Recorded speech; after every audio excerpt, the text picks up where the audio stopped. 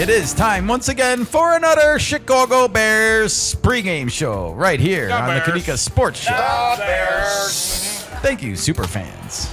All right, Nika. Well, the Bears have won 3 games. Count them. 3 games for the first time since 2018, back when good old Matt Nagy was the head coach. Wow, that's been a while. It's been a while, everybody. And yeah, the Ben Johnson effect is taking effect right here in the Windy City. Not the best start out of the gate, 0-2, but a nice recovery here by the Bears, heading into week number 7 of the NFL schedule. And the Bears, of course, 3-2, having that week 5 bye week. They now host the New Orleans Saints coming to town, and they are 1-5 here. Oh, a trap game. A trap game. We will talk about that. But Shit. we are going to talk about all of the points that we are looking at regarding this game, including some injuries heading into this game. What are my keys to victory? Kenny's keys to victory, everybody. And what are the Polymarkets saying? What are the gambling folk putting their money down on for this game? You know, you can always say you should put your money where your mouth is. And those are the people you might want to listen to. Oh, okay. Maybe. Or they're just a bunch of degenerate gamblers. You decide. It's your choice. We're not giving All right. advice. Well, we will go through all of this and then give you our predictions for Sunday's game before we get out of here. But first, if this is your first time here and you want to do us a solid, please like this video, subscribe to the channel, and ring that bell, everybody, for our mascot, Frexy. Look at her. Doesn't she just love your attention? She's the Bears fan. Look at those orange goggles. Yeah. All right, Nika. Well, I'm looking at the stats side by side for these two teams, and it really looks to me like the Bears should win this game. So, yeah, it's a trap. All right. At least on paper. Yeah, at least on paper. You know, the one thing that really stands out to me when I look at the stats is not that we mostly look better, but just that our defensive stats that are kind of lacking stem a lot from that Lions game that I know exists out there where they just wanted to torch Ben Johnson for leaving. Okay, so the numbers are skewed a little. I think so. And, well, I think everyone's got that out of their system. So coming into this game, I want to touch on a couple injuries really fast. DJ Moore. It looks like DJ Moore is going to play. This is, of course, after he was hospitalized Monday night after the Monday Night Football game and did not fly back with the team. I was really pleasantly surprised to see this. And yeah, all indications are that he will play. That's a good Sunday. news. So yeah, great news there. He had a groin hip issue, by the way. I'm not sure how that prevents you from flying. Do you have any ideas? No, not a clue, but either way, I'm glad that he's okay. Meanwhile, DeAndre Swift has got me concerned because he's my fantasy football running back, Nika. And while he was not on the injury report Wednesday when the Bears did a walkthrough, apparently he was on there on Thursday. Oh. And Courtney Cronin, the Chicago Bears beat reporter for ESPN, she had questions. And Ben Johnson gave her some answers. And here's what she reported back on Twitter. First, DeAndre Swift's groin injury that popped up on yesterday's injury report was not from practice. That's from Ben Johnson. And she goes on to say Swift was not on the injury report on Wednesday, which was an estimation because the team held a closed walkthrough.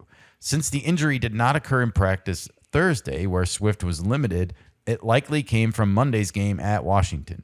Ben Johnson said he is hopeful that Swift will be able to play versus New Orleans. So I'm holding my breath as a fantasy owner, and it sounds like I will be able to breathe soon.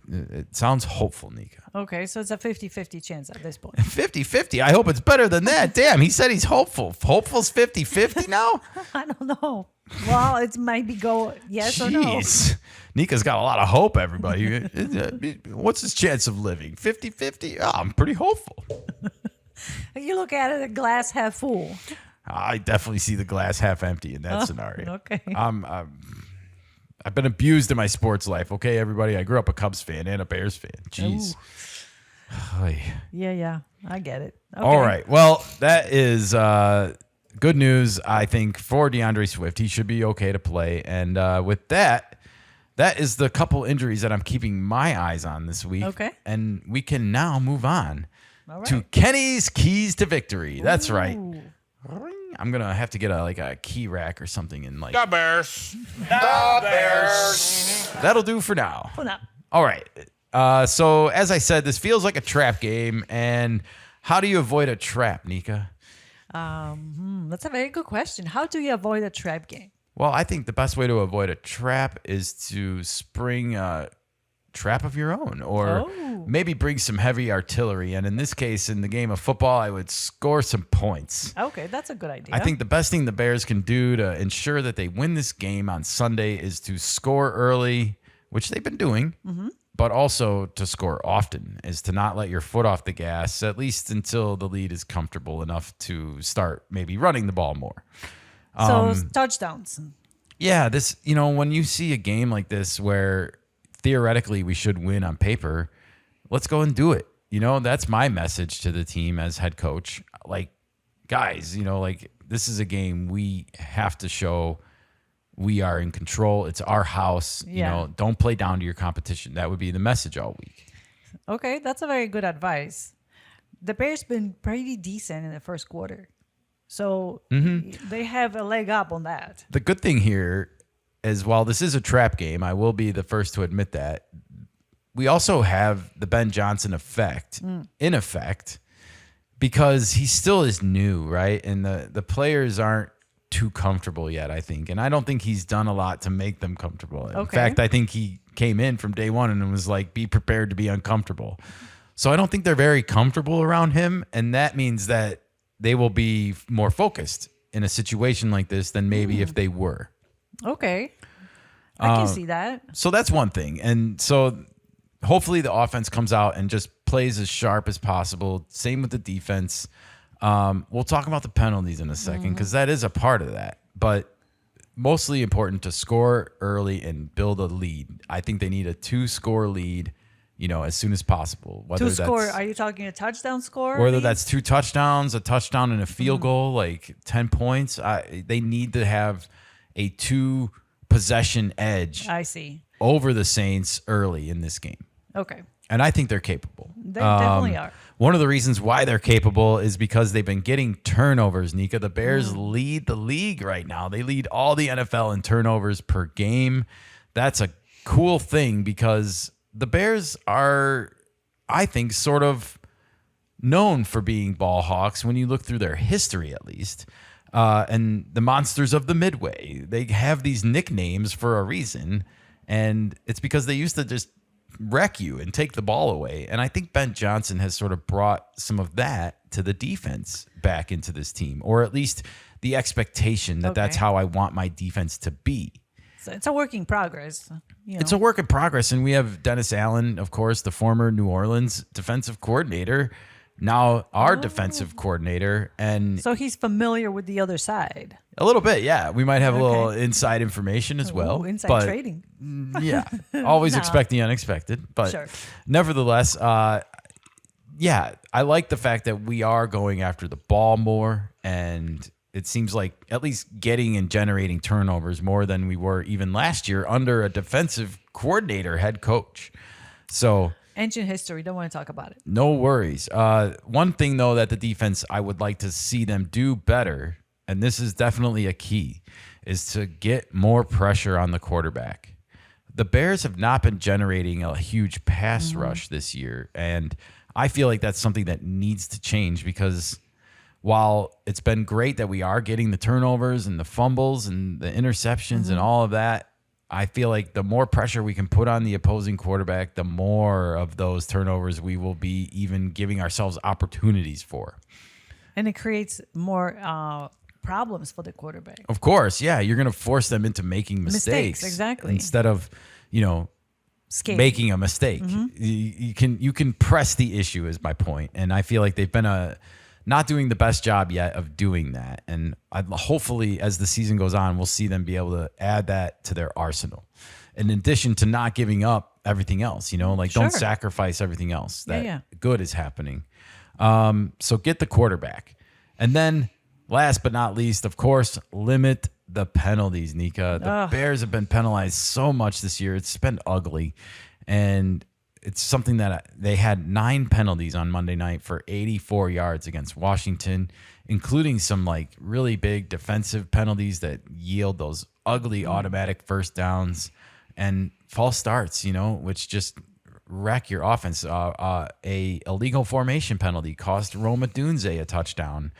Now, I don't want to be too hard because everyone says Theo Benedict was lined up just fine and that the refs made a bad call here. But this leads me to my bigger point is that if you start getting known for this stuff as the season goes on, the refs are going to start seeing shit.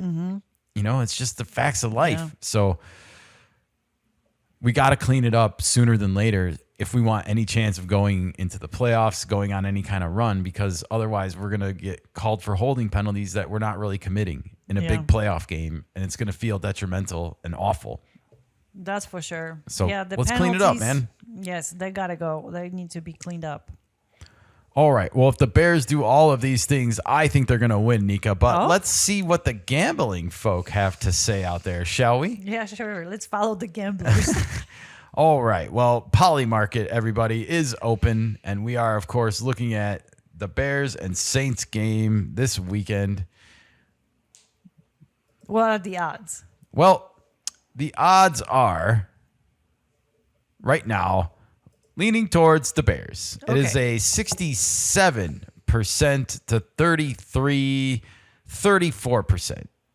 Okay. It's so 70-30. basically 2 out of 3 go to the Bears, and 1 out of 3 goes to the Saints if you were to play these games 3 times. So I guess you like your odds in that game, but it's still not a slam dunk. It's not like a 80-20, even 70-30, like you said. It has a little bit of that, like only 2 out of 3. Okay. Well, there's room.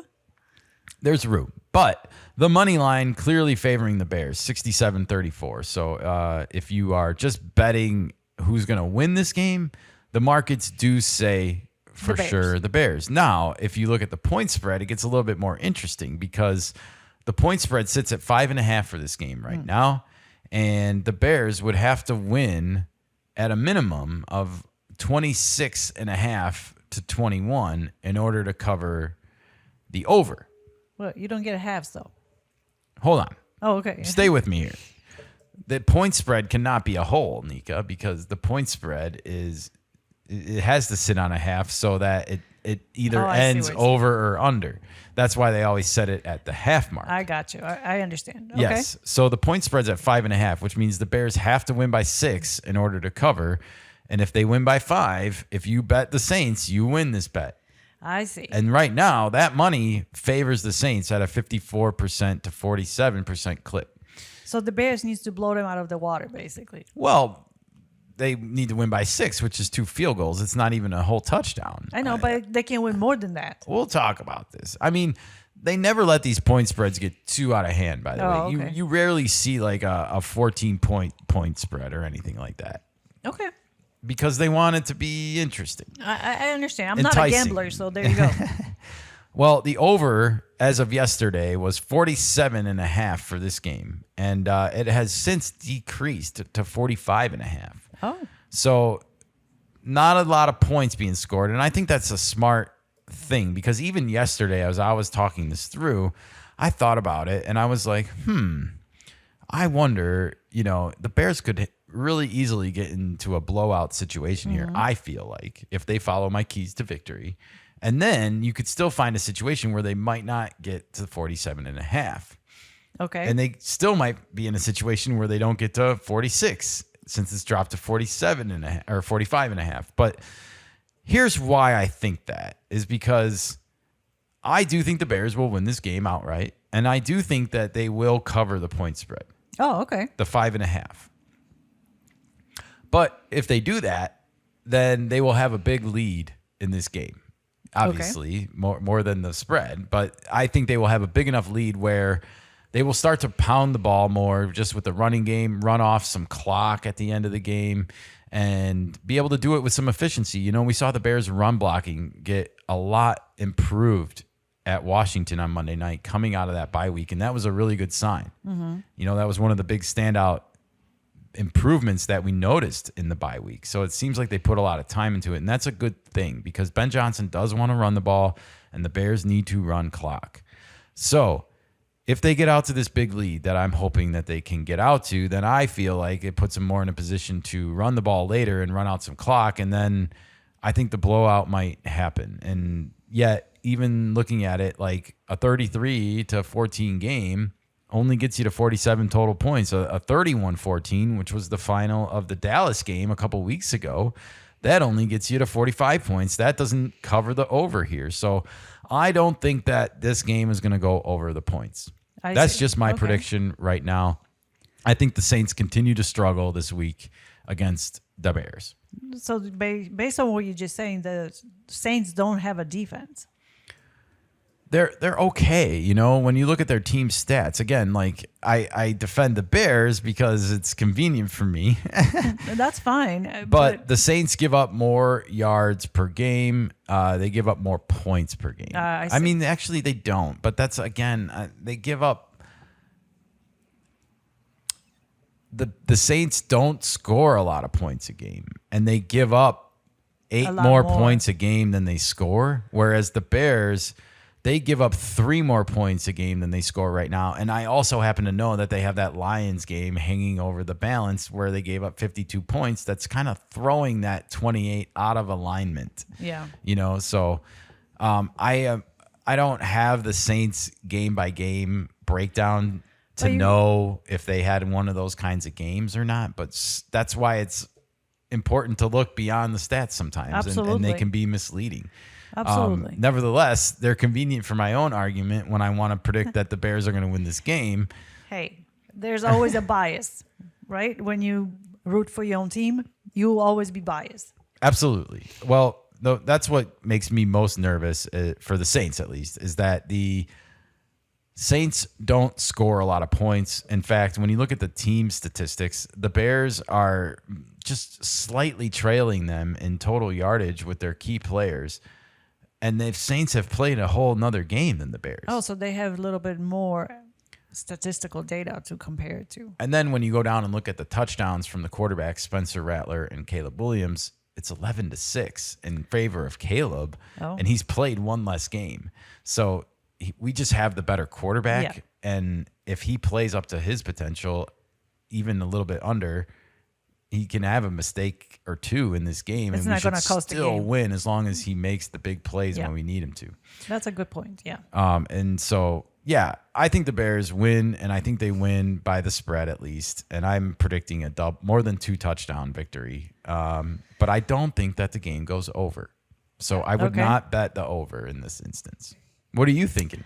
I think it will go over. You think it's going to go over 45.5? Yeah. I'm going to, well, I can't disagree. I agree with you what you're saying, but because you have taken it, I will take the opposite just for the show purposes. All right. Are you taking the Saints to cover 5.5? No. Is it going to be closer than I'm saying? No, I say it might be closer than you're saying. I think the Bears will win, but by less than 6 points. Really? Yeah. Oh, it's going to be a close one. Wow, I'm going to have to bite my nails tomorrow, everybody. Thanks, Nika. You're welcome. Damn. All right. Well, my prediction for the final score of this one is going to be the same score as the Dallas game. It's going to be 31-14. Oh, they're going to repeat. Yeah. Okay. And they're not going to go over in the process. It's going to be 45 total points. Okay. So just under. And those gamblers, those Vegas people, they know. All right. And they are more right than wrong. I think we got everything covered. We got the injuries down. We got the keys to the game. And we definitely know what the gamblers are thinking going into this one. Now we just got to watch the game. Let us know in the comments below. Who do you think is going to win this game? Who did you bet? Did you bet the over? Did you bet the under? Did you cover? Did you not cover? Who's winning? Who is? Let us know in the comments below. Please participate. And thank you again for joining us on this speculation-filled segment right here on the Kenikka Sports Show. Who do you think is going to win, everybody?